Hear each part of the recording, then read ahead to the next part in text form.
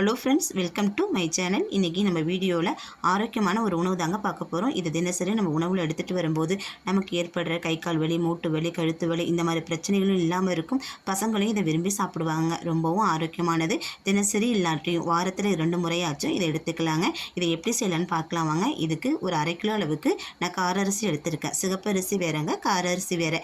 கார அரிசி சாப்பிடும்போது உடல் எடை நிறைய கூடும். சிகப்பரிசி சாப்பிடும்போது உடல் எடை குறைஞ்சி வருங்க. இதை ஒரு 5-6 தடவை நல்லா கழுவி எடுத்துட்டு இதை ஒரு 6 to 7 மணி நேரம் நல்லா ஊற வச்சு எடுத்துக்கணும். அரிசியோட பக்கம் எப்படி இருக்கணும்னா உடைச்சா உடையணும், அந்த மாதிரி அளவுக்கு நம்ம ஊற வச்சு எடுத்துக்கணுங்க.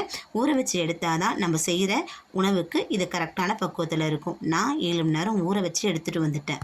இந்த அரிசியை ஒரு அரிப்பு சரடை வச்சு தண்ணியை எல்லாத்தையும் சுத்தமாக நம்ம வடிகட்டி எடுத்துக்கலாம். நமக்கு தண்ணியோடு இருந்ததுன்னா மிக்சியில் அரைக்கிறதுக்கு முடியாது, அப்பப்போ சிக்கும். அதனால் நல்லா காய வச்சு எடுத்துக்கலாம். ஆனால் கையில் பிடிச்சி பார்த்தா ஈரப்பதம் இருக்கணும், அந்தளவுக்கு தான் காய வைக்கணும். இந்த மாதிரி வடிகட்ட முடியலன்னா ஒரு காட்டன் துணியை கீழே பரத்தி விட்டு 10 நிமிஷம் ஃபேன் காற்றுல காய வச்சிங்கன்னா நல்லா நமக்கு காஞ்சி வந்துடும். அப்போ தான் நம்ம மிக்சியில் எடுத்து அடிக்கிறதுக்கு கரெக்டாக இருக்கும்.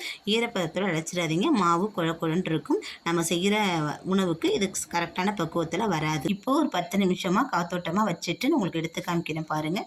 தண்ணி எல்லாமே நமக்கு சூப்பராக வடிஞ்சு வந்துருச்சுங்க. அரிசி மட்டும் இந்த அளவுக்கு காஞ்சி வந்திருக்கு. கையில் தொட்டு பார்த்தா நமக்கு கையில் அரிசி ஒட்டி இருக்கணும், அந்த அளவு பக்குவத்தில் நம்ம காஞ்சிருந்தாலே போதுமானதுங்க. இங்கே பாருங்கள், இந்த மாதிரி ஒட்டி இருந்தாலே போதும். ரொம்ப பிசுப்பாக இருக்கக்கூடாது.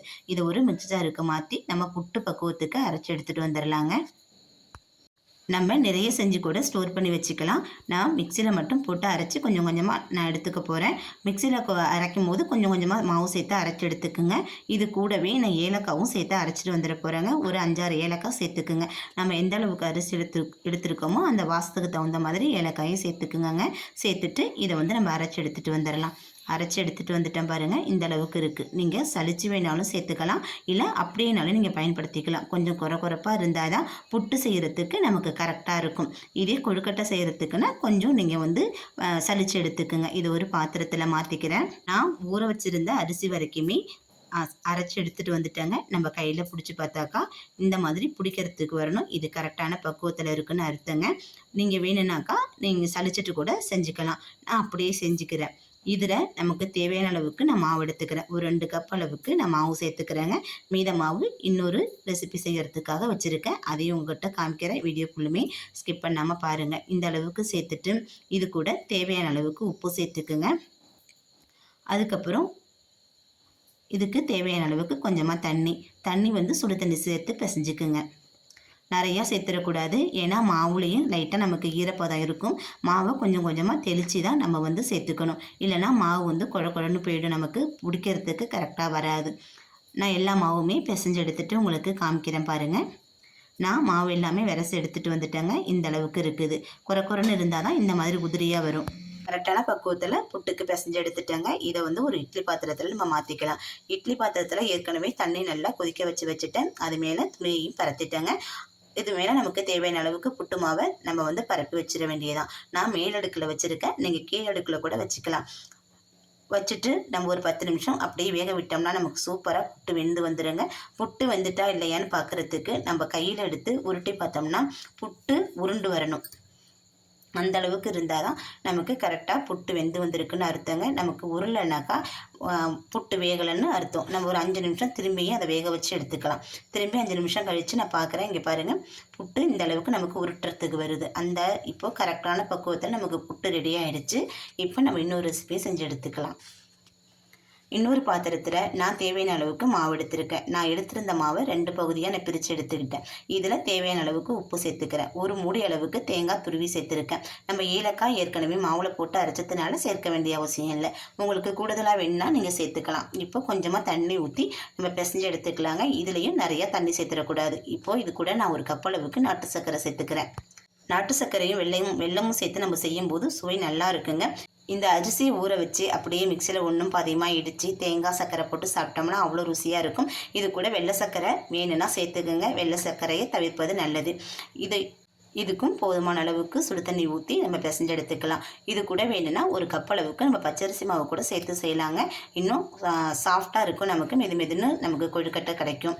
நான் எல்லா மாவையும் பிசைஞ்சு எடுத்துகிட்டு உங்களுக்கு காமிக்கிறேன். மாவு வந்து சப்பாத்தி மாவு பக்குவத்துக்கு நம்ம பிசைஞ்சு எடுத்துக்கணும். அப்போ தான் நம்ம கொழுக்கட்டை பிடிச்சி வச்சோம்னா எல்லா பக்கமும் ஒரு சேர நமக்கு வெந்து வரும். இல்லைனா நமக்கு வந்து பொல செஞ்சு எடுத்து வச்சோன்னா மேலையெல்லாம் வெந்திருக்கும், உள்ளே நமக்கு மாவு பக்குவத்தில் இருக்கும்.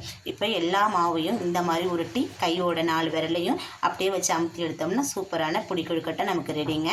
இதையும் நம்ம இட்லி பாத்திரத்திலே வேக வச்சு எடுத்துக்கலாம். நான் எல்லா மாவையும் இந்த மாதிரி திரட்டி எடுத்துகிட்டு வந்துட்டேன். நீங்கள் வந்து உருண்டைகளாகவும் உருட்டி எடுத்து வச்சுக்கலாங்க. அதையும் இட்லி பாத்திரத்திலேயே சேர்த்து நான் வேக வச்சு எடுத்துக்கிறேன். இது கூட நம்ம வந்து ஒன்று ஒன்றா சேர்த்துக்கலாங்க. இதில் வந்து நம்ம தேங்காய் வெல்லம் தான் போட்டு செய்யணும்னு கிடையாது. நம்ம வெங்காயம் பச்சை மிளகாய் இது கூட நம்ம வதக்கி போட்டு கடலப்பருப்பையும் சேர்த்து வதக்கிட்டு இது கூட போட்டு நம்ம பிசைஞ்சு சாப்பிட்டோம்னா இன்னும் சுவையாக இருக்கும். இதே மாதிரி கொழுக்கட்டையும் நம்ம செஞ்சு சாப்பிடலாம்.